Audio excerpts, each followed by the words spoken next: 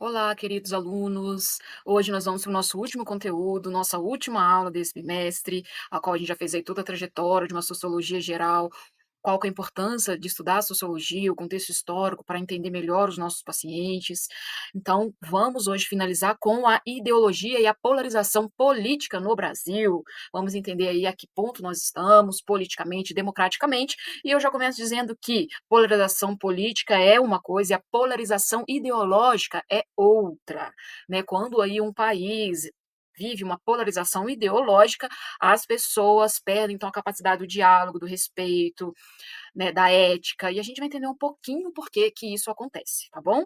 Vamos aí começar a nossa aula com esse conceito. O que que é polarizar? Polarizar vem de, então, aí significa dividir em dois polos, né? Então, aí opostos, a gente tem como se fosse um cabo de força entre aí as pessoas, ou concentrar-se em um ponto geral, um ponto aí geral comum, onde todos deveriam pensar assim, ser assim, e aí, né, vai atraindo essas pessoas para cada lado ou cada ponto. Então, é um cabo, então, aí muitas vezes de força, um cabo muitas vezes oposto, que ele, então, aí esse polarizar é muitas vezes essa questão. Enquanto a gente está só polarizado, tudo bem, né? Muitas vezes a gente vai aí trazer o conceito de partido político, eu sou de um, eu não sou de outro, e aí a gente tem dois extremos, ok? Isso é polarizar, né? Hoje quase todos os temas estão aí polarizados, estão aí cada um com as suas opiniões, e essas opiniões muitas vezes estão nos extremos, estão aí nos polos.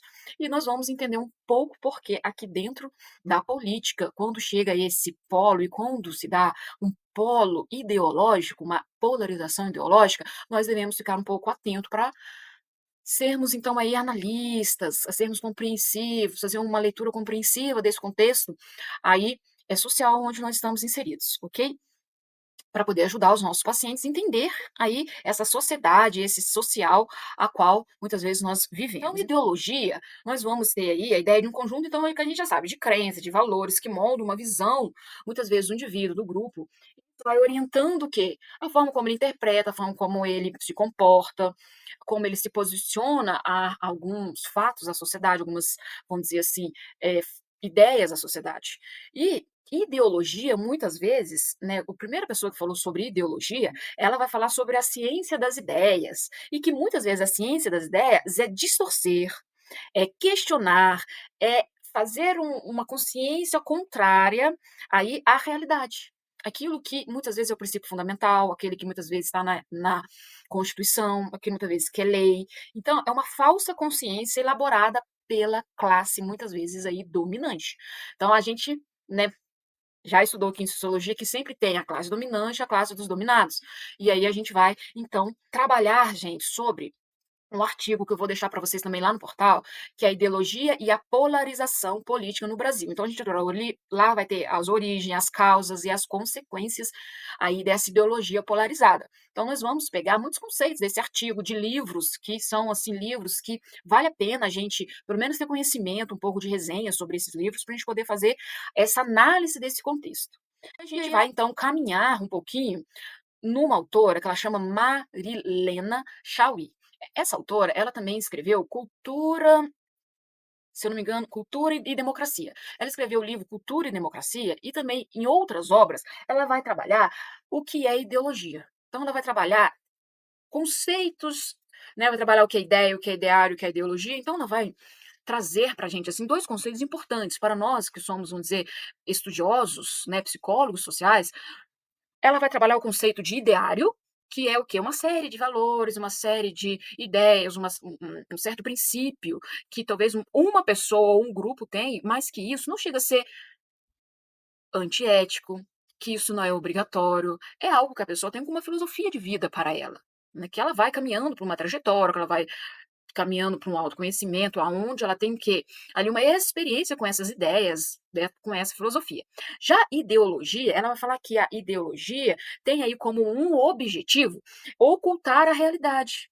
Né, e que esse ocultamento é uma forma de que assegurar e manter a exploração econômica, a desigualdade social e o domínio político, a dominação então aí política. Então, um dos conceitos que ela vai trabalhar de ideologia é quando algo vai se tornando meio que obrigatório, as pessoas vão se tornando como essa ideia a ferro e fogo, se tornando essa ideia muitas vezes distorce a realidade, distorce o que é natural, distorce o percurso dessa realidade, e aí a gente vai ter uma ideologia, muitas vezes, voltada para uma dominação política, para uma dominação de pensamento, uma dominação, muitas vezes, aí narcisista, uma dominação, muitas vezes, aí tirânica, uma dominação, muitas vezes, aí, né, de políticos que vão aí de uma cultura, né, aí dominante para os dominados. E aí a gente vai ter o contexto, então, agora de polarização política. Essa polarização política, ela vem aí de grandes denotações de uma divisão entre dois polos, né,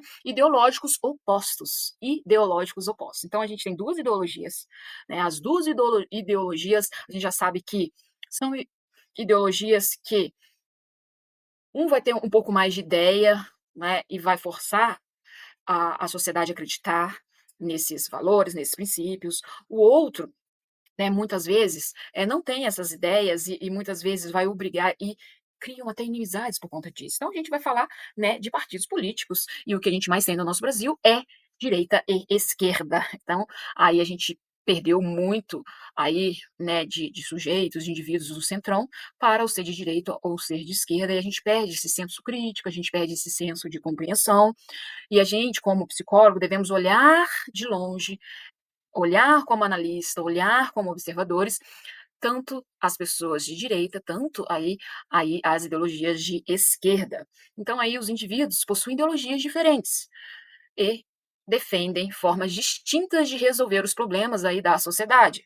Então, por outro lado, essa ideologia, a gente possa então aí de alguma forma identificá-la, né? E como essa contribui para o que, gente? A radicalização da política, essa política radical, essa política que nós estamos aí sofrendo, né, há mais de, vamos dizer, 30 anos, né, vamos dizer assim, que a gente entrou em crise democrática. Então, aí Marilane, né, Chauí vai falar muito disso para a gente nesse artigo.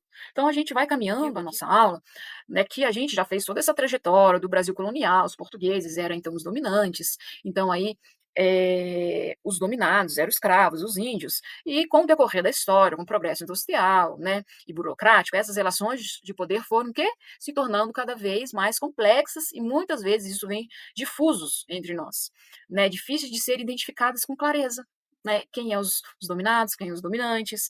Então, contudo, as classes dominadas e dominantes ainda existem entre nós. E, assim, o papel da ideologia seria justamente ocultar ou maquinar essa relação. Vamos saber, então, quem são aí os dominantes e os dominados no contexto no qual nós estamos. Então, aí, o mundo, né, a sociedade, né, o Brasil, muitas vezes através do judiciário e outras instituições, criam a maioria das leis que garante os privilégios da elite econômica.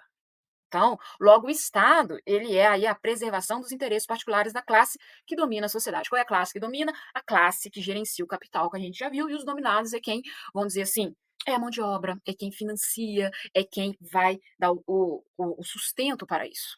Então, a gente tem aí que o Estado, ele então imprime na esfera política as relações de explorações que existe na esfera econômica. Então, a gente tem uma esfera econômica, onde tem então aí, né, as grandes empresas do capital e que são aí os dominantes, e a gente tem os dominados, que muitas vezes vai precisar realmente aí dessa classe, né?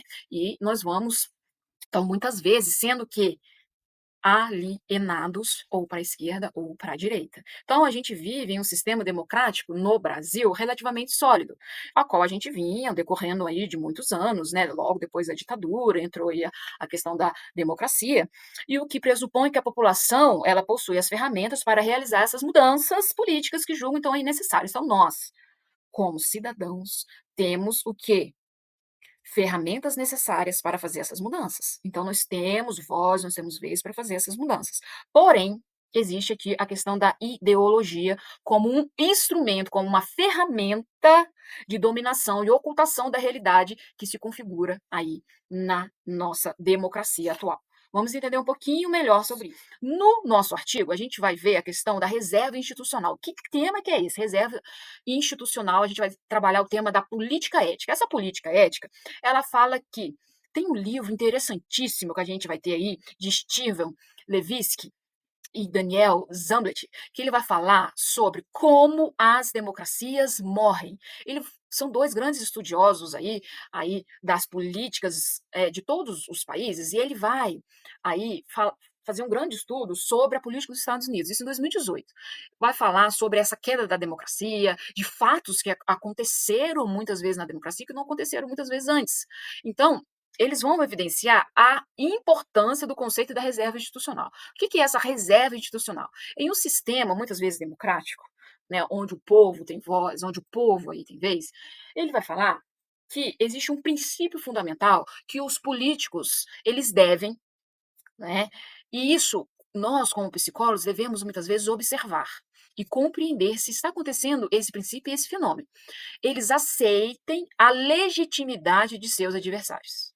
Eles aceitam a legitimidade que não é possível que o PT ficou mais de que 20 anos no poder e eles não fizeram nenhuma coisa boa. Eles não fizeram nenhuma coisa boa de bem para a sociedade. Claro que eles fizeram coisas boas, mas eles também fizeram muita coisa corrupta, como a Operação Lava Jato. Porque foi a partir daí que nós entramos em crise democrática. Foi a partir do governo Lula que nós entramos em crise democrática. Então, ele vai falar que nós deveremos, quando nós estamos fazendo a política e existem as campanhas políticas, essa reserva institucional vai falar que nós devemos observar, nós devemos compreender que os opositores, eles nunca devem ser vistos como inimigos que precisam ser excluídos. Eu preciso matar, eu preciso eliminar aquela pessoa, porque, né, ele está o quê? Impedindo que eu seja presidente, pedindo que eu venha, então, aí, a tomar o poder. Eles devem debater aí com esse político, né. Então, logo, os opositores nunca devem ser vistos como inimigos que precisam ser excluídos do debate público. Pelo contrário, o político deve aceitar, ser aceito, aí o seu concorrente e reconhecê-lo como representante legítimo da parte da população. Existe aqui um político legítimo que eu tenho que fazer um plano de governo melhor que o dele, para que eu seja aceito pela população. E o que acontece nas nossas campanhas? Eu só ganho meu voto se eu colocar o quê? Um discurso de ódio contra aquele outro, um discurso de raiva, um discurso da promessa que aquele outro não cumpriu. Eu não quero falar do que eu vou fazer, eu não quero falar do meu programa, eu quero falar do que o outro não fez. E isso vai o quê? Deslegitimatizando. Isso vai o quê? Tirando aí a legitimidade desse cidadão, desse que eu estou concorrendo. E aí o povo tem grande facilidade de acreditar mais nesses discursos. Então, o que que esse livro aqui fala, como as democracias elas morrem, porque vai minando aos poucos. Até deixei aqui um endereço para vocês de uma moça que vai fazer a resenha desse livro. Se você achar interessante, achar que vale você, então aí assistir, tá aqui esse link. Como essas democracias vão morrendo, vão se minando aos poucos, de maneira bem sutil, aí no nosso meio, através do nosso sistema que nós temos tecnológico hoje em dia. E aí nós vamos, então, para esse conceito de reserva constitucional, que seria a política ética.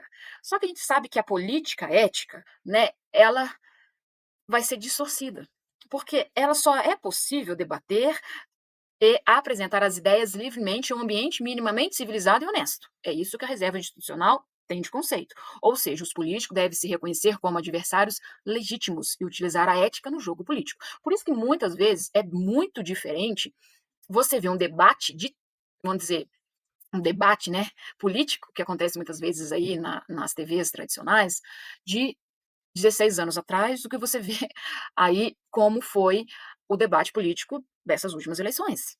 Apareceu candidatos que não existiam, que nós nunca tínhamos visto falar, como se fosse um teatro.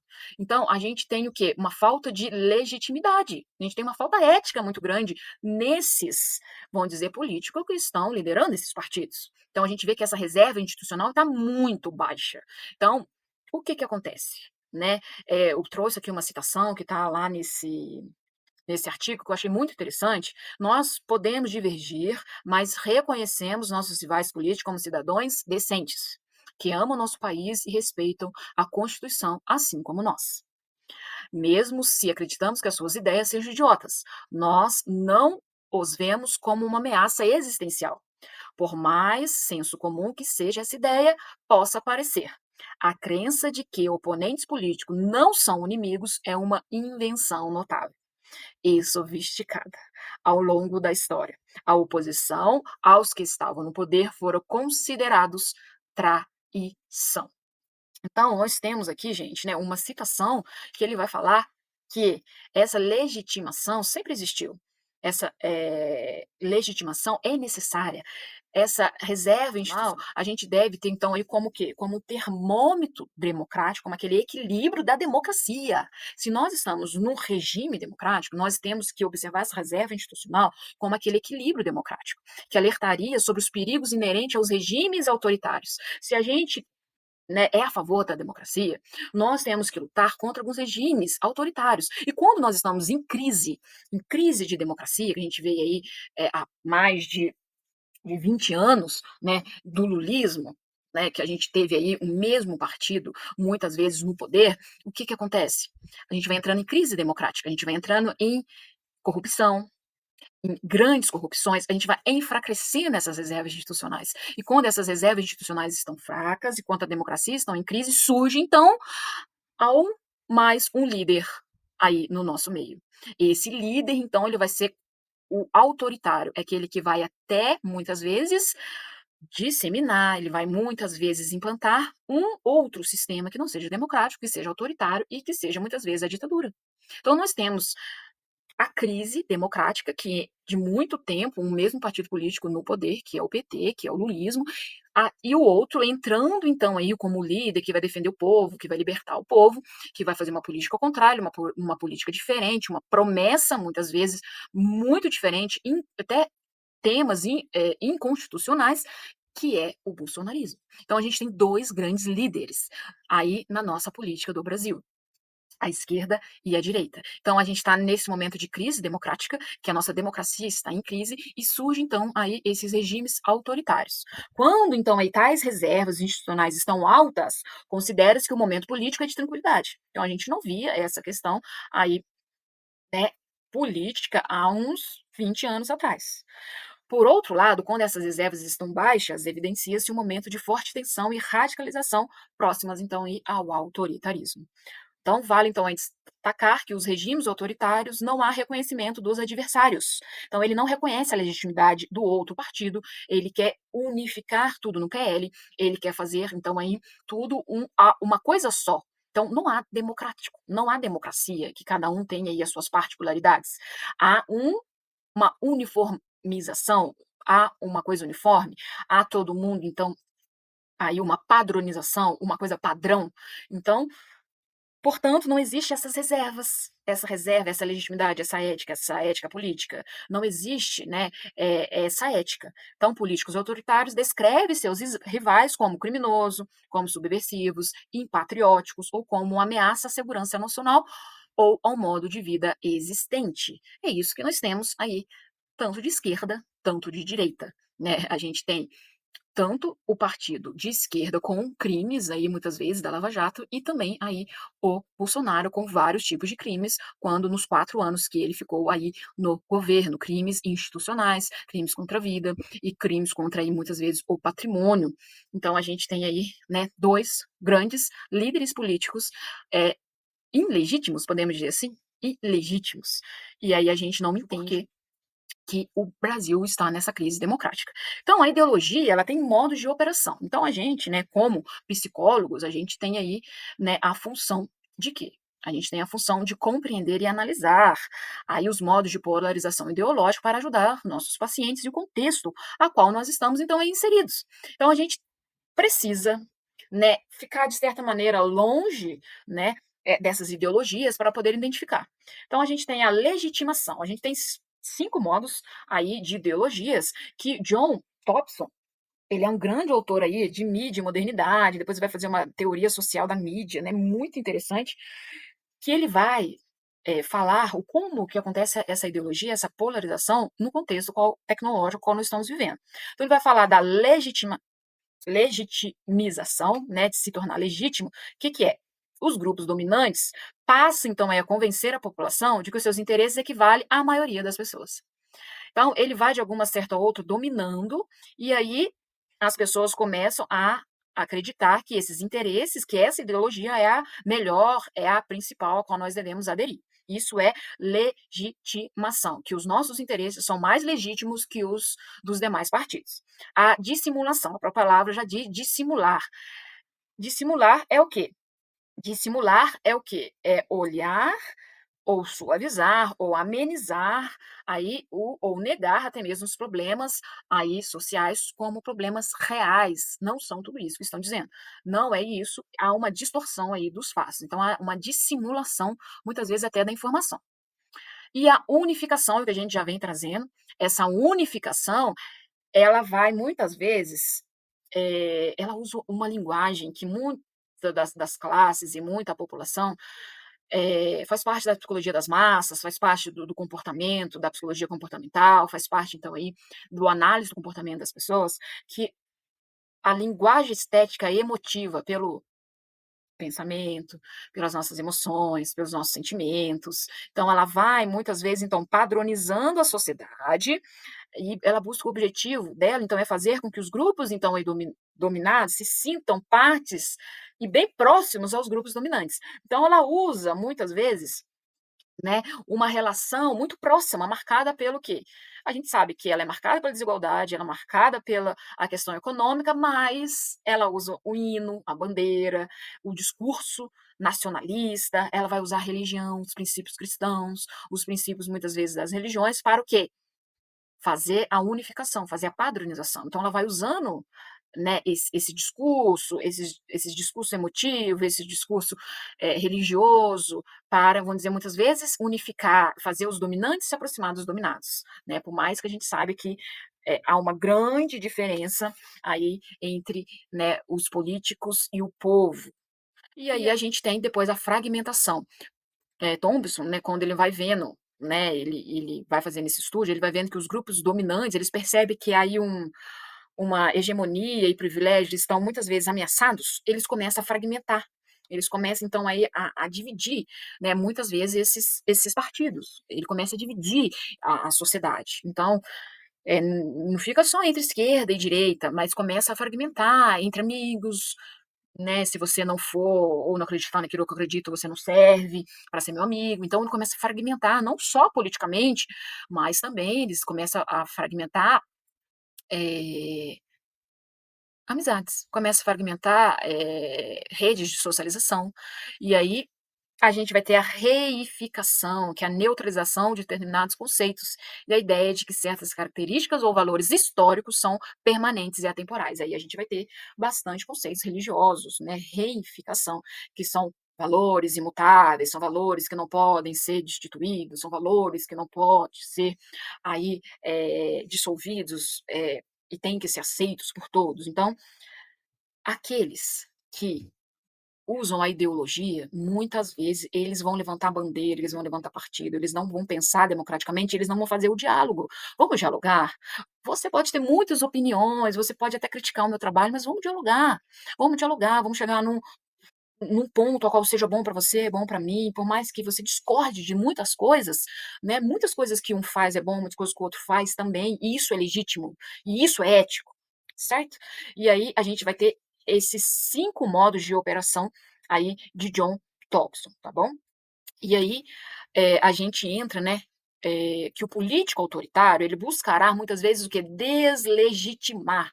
Esse é o principal foco aí do político autoritário, ele não legitimiza, aí, né, ele aparelha ou ele dissolve as instituições suprastadas. Então ele vai até desfazer coisas institucionais, ele vai até desfazer da vida, ele vai até desfazer aí, né, do poder judiciário, do poder legislativo, e aí ele se torna realmente a única autoridade. Então, aí, ou seja, os políticos e partidos de oposição, instituições legislativas e judiciárias, a imprensa livre, serão os principais alvos de um projeto de governo antidemocrático. Então, ele é um governo antidemocrático, porque ele centraliza toda a autoridade nele. Toda a autoridade está aí sobre ele. Não é algo democrático, ok? E aí, né? Como que chegou a acontecer isso? Como que chega a acontecer que um líder se torna extremamente autoritário, um líder se torna extremamente popular, um líder se torna extremamente convincente da população? Hoje a gente tem um mecanismo chamado tecnologia. E essa tecnologia, ela é muito rápida, ela é mais rápida, gente, que nós não estamos conseguindo acompanhar. Então, como que essas redes sociais operam?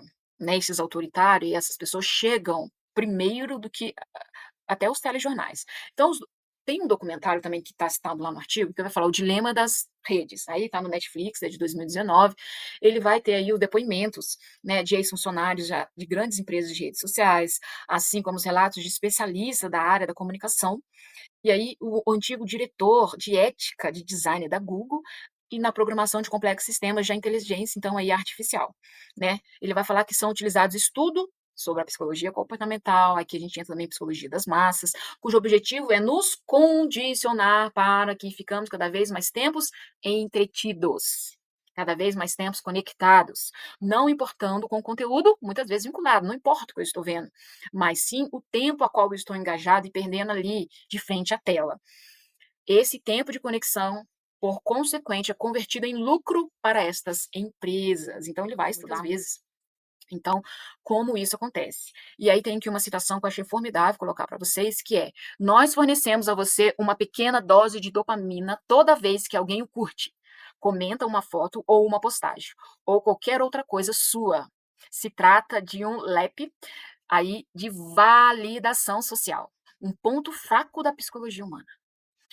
Eu ou os programadores de Zuckerberg, que é aí o autor, né, o fundador aí do Facebook, hoje convertido no metaverso, todos tínhamos consciência disso e mesmo assim o fizemos. E isso transforma as relações das pessoas entre si e a sociedade como um todo. Só Deus sabe o efeito que isso produz no cérebro dos nossos filhos, certo? Então, aí é uma individualidade. É trazer, então, aí, para o ser humano essa validação tecnológica, essa validação de pessoas, muitas vezes, a qual você não tem tanto contato, que você não tem, que você não conhece, e dessa forma, tudo o que fazemos nesse ambiente, muitas vezes virtual, é monitorado e registrado por esses sistemas. Mensagens pessoais, pesquisas, fotos, filmes, tudo que você clica, esse material muitas vezes é acumulado e transformado em perfis, muitas vezes virtual, com o objetivo de quê, gente? Prever os conteúdos que serão provavelmente consumidos e transformados os indivíduos em produtos. É um novo tipo de quê? De mercado de capital que nunca existiu antes. Então, através do seu clique, ele vai te fornecer e vai prever tudo que você vai comprar, vai aderir, vai ficar mais tempo engajado, vai ficar mais tempo ali na frente do computador. Certo? Se você falar de neurociência, tudo lá no seu Instagram depois vai ser neurociência, vai ser como a neurociência contribui para o TDAH, como a neurociência contribui aí para a depressão, como a neurociência vai aparecer infinitos conteúdos para você ficar cada vez mais conectado. E é assim que acontece muitas vezes. Aqui eu trouxe uma imagem, né, aí que você vai ver as principais redes de engajamento aqui, e aqui as principais métricas das redes sociais. Você precisa fazer esse alcance para você ter popularidade, para você ser popular, para você ter engajamento, para o que o seu conteúdo ser visto, ser produzido.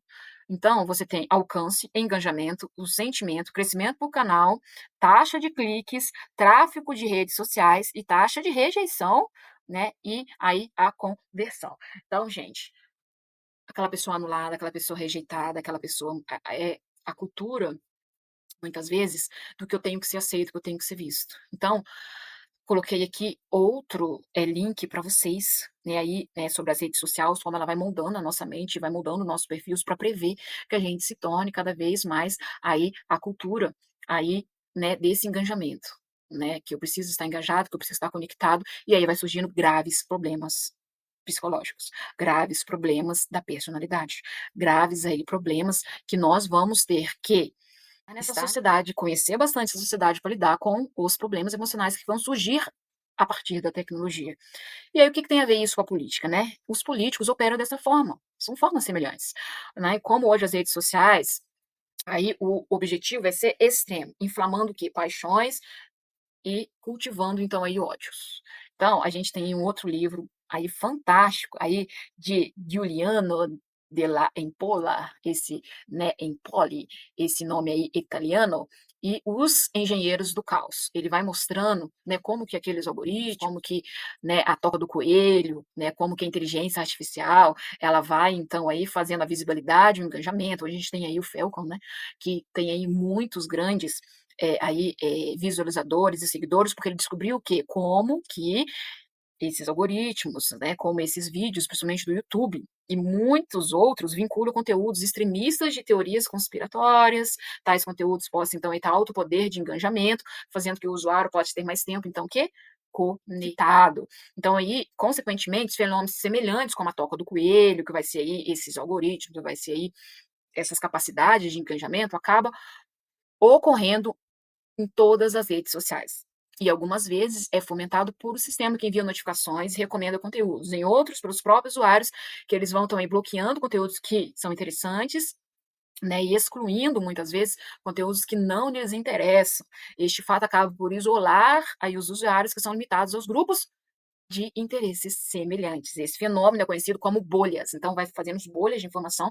Eu creio que o Felco, né, o Felco deixou, né, aí muito explícito para nós naquele vídeo que ele fez, né, sobre, né, aí a infantilização, né, da criança e a adultização da criança, como essa criança, ela sendo criança tem que se vender, né, como adulta. E aí ele vai fazer as denúncias e ele vai mostrar como que essas bolhas, né, ele vai até fazer um perfil mostrando ali como essas bolhas de informação, aí essas bolhas de socialização, elas vão se conectando, né, aqueles que são pedófilos vão se juntando, aqueles que são corruptos vão se juntando, e aí vai fazendo todo, né, uma ideologia. Isso é ideologia. Então, um processo que ocorre nas redes aí, como o WhatsApp, através aí da criação de grupos sociais que vão compartilhando, né, esses conteúdos, né. Então aí, esses programadores, influenciadores, esses políticos e todos aí os personagens envolvidos nesse sistema viram uma espécie de engenheiros do caos. Então aí, para Empoli, né, autor desse livro Engenheiros do Caos, ele vai falar que eles falarão de economia e outros assuntos, mas a essência de seu negócio é outra, é a raiva. Os engenheiros do caos compreenderam, portanto, antes dos outros, que a raiva era uma fonte de energia colossal. Olha aqui, gente, energia colossal. Muitas vezes o que Freud já vai falar de pulsão de morte, pulsão de agressividade, força agressiva. Ele vai chamar aqui, ó, de energia colossal e que era possível explorar para realizar qualquer objetivo, a partir do momento que se decifrasse os códigos e se dominasse a tecnologia. Então, todo discurso de ódio, todo discurso aí que vai gerar divisão, que vai gerar ódio, que vai gerar agressividade, parece que tem essa energia. E isso para a psicanálise, ela vai dizer que é o quê? Uma dinâmica do ódio na relação entre o eu e o outro, um investimento nas pulsões de agressividade e a segregação do diferente, a pulsão de morte. Vocês lembram que eu tenho a pulsão de vida e tenho a pulsão de autodestruição? Então, Freud afirma que o ódio é um afeto primário antes do amor. Então, eu tenho que o ódio, o libido, eu tenho o id, eu, né, não sou constituído, eu tenho essa marca, né, de destruição dentro de mim. E todo discurso de raiva e todo discurso de ódio é uma energia colossal. E ele surge no processo de diferenciação do eu em relação ao mundo externo, na busca por rejeitar o que é percebido como ameaçador. É uma força que impulsiona a autodefesa e a sobrevivência do indivíduo. Então, muitas vezes esses políticos entram com um discurso de ódio, com um discurso de raiva, com um discurso de dominação para se autodefender, né, para ser então aí o tirano, muitas vezes, da população, né. Então, as redes sociais impulsionam mudanças na vida social e na política, né. Na política tradicional, cada um tinha um direito, então aí, às suas próprias opiniões, mas não os seus próprios fatos, certo? E na política exercida nas redes sociais, essa abordagem não é mais viável, pois cada indivíduo possui seus próprios fatos e verdades personalizados e com fácil acesso em seus celulares, smartphones, cada um aí fala, cada um aí projeta, ok? Então, nós estamos nesse momento político no Brasil, a qual esse discurso de ódio, essa pulsão aí muitas vezes de morte, está atravessando essa crise democrática e é um momento então aí de profunda reflexão, pois aí os nossos tempos estão aí dissolvendo as antigas práticas e aí dos nossos conceitos de democracia. Tais mudanças aí se processam a grande velocidade a cada dia e surgem novos métodos de tecnologia exigindo um significativo esforço físico e intelectual para articular novas formas de agir e pensar. E daqui para frente vai surgir também novos transtornos a partir dessa era tecnológica, a qual a gente não vai encontrar aqui, ó, no DSM, a gente tem. né, a gente não tem aqui a síndrome muitas vezes de burnout, que a gente está aí sofrendo, a crise do estresse. Não tem aqui, né, aí os grandes, aí dependências da tecnologia. Nós não temos no DSM, que a gente vai estudar mais para frente, essas crises, vamos dizer aí, da tecnologia. Então, nós estamos vivendo num momento de crise democrática, a qual nós devemos ter uma visão compreensiva e analisar todo esse contexto. Meus queridos, chegamos ao final da nossa aula. Eu deixo aqui as referências, agradeço esse momento que nós tivemos juntos e que você tenha aí um bom final de semestre.